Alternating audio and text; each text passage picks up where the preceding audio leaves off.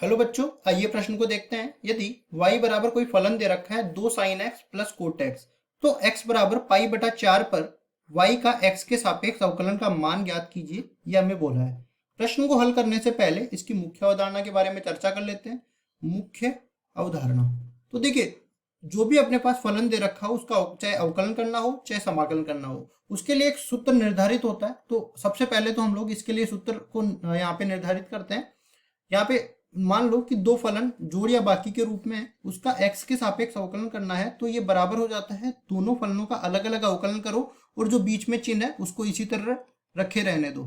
ठीक है, फिर sin x का अवकलन की जरूरत पड़ेगी यहाँ पे सूत्र की। तो x के सापेक्ष sin x का अवकलन बराबर होता है cos x के, और इसी तरह दूसरा अपने पास सूत्र आ जाता है cot x का। तो cot x का x के सापेक्ष अवकलन बराबर हो जाएगा माइनस में कोसेक स्क्वायर x के बराबर। इन सारे सूत्रों का उपयोग करते हुए हम लोग सवाल को हल करते हैं। तो देखिए, पहले पूरे फलन को y के बराबर दे रखा है, तो y बराबर दे रखा है 2 sin x plus coat x, ये दे रखा है। दोनों तरफ x के सापेक्ष अवकलन करते हैं तो dy बटा dx का मान आ जाएगा।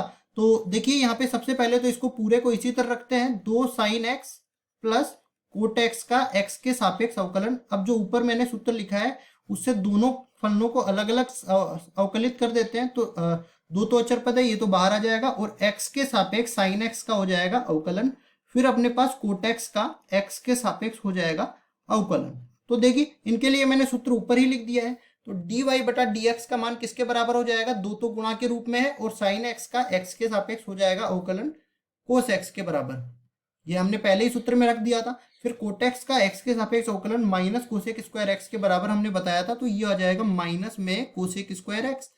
लेकिन यहीं पे हमारा सवाल खत्म नहीं हुआ है, अभी तो हमें x बराबर पाई बटा 4 पर इसका मान भी याद करना है। तो ये बन जाएगा, देखिए, dy बटा dx जब अपने पास x बराबर पाई बटा 4 है, तो ये बन जाएगा 2 गुणा में कोस, जहां जहां x दिख रहा है वहां आ जाएगा पाई बटा 4, तो ये बन जाएगा माइनस में कोसेक स्क्वायर पाई बटा 4।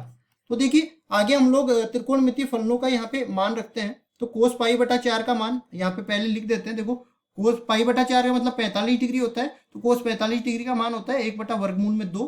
और यहाँ पे बात करूं साइन 45 डिग्री की, तो ये भी होता है 1 बटा वर्गमूल में 2। और हम लोग जानते हैं कि कोसेक जो है साइन का व्युत्क्रम होता है, तो यहाँ से कोसेक 45 की बात करूं तो इसका व्युत्क्रम वर्गमूल 2 के बराबर हो जाएगा।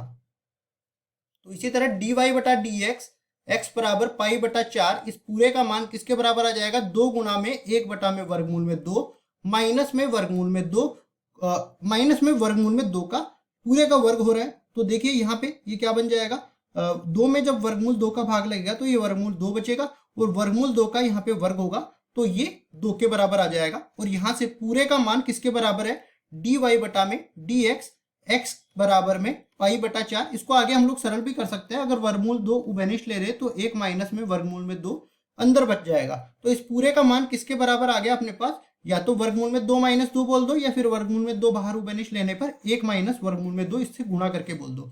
ये दोनों ही अपने उत्तर हो सकते हैं। आशा करता हूँ ये सवाल आपको समझ में आया होगा। धन्यवाद।